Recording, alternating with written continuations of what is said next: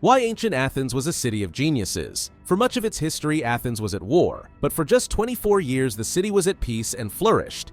Athens was a place of public opulence and private squalor. Its streets were noisy, narrow, and dirty. The houses of the wealthy and the poor were shoddy. They were constructed of wood and sun-dried clay. Robbers could gain entry by simply digging. Civic life was not optional in Athens. Some refused to participate in public affairs.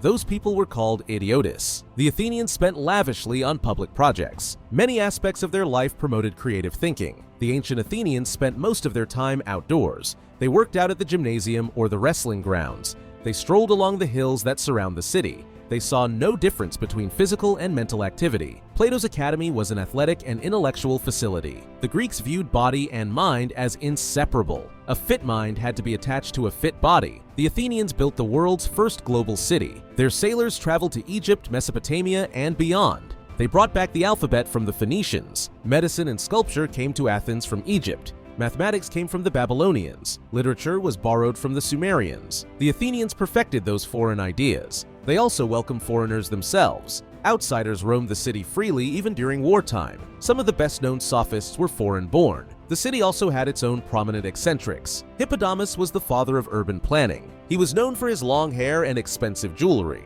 He wore cheap clothing that he never changed. Athenians mocked Hippodamus for his eccentricities. Still, they assigned him to build their port city, Piraeus. The writer Diogenes lived in a wine barrel. The philosopher Cratylus communicated only through gestures.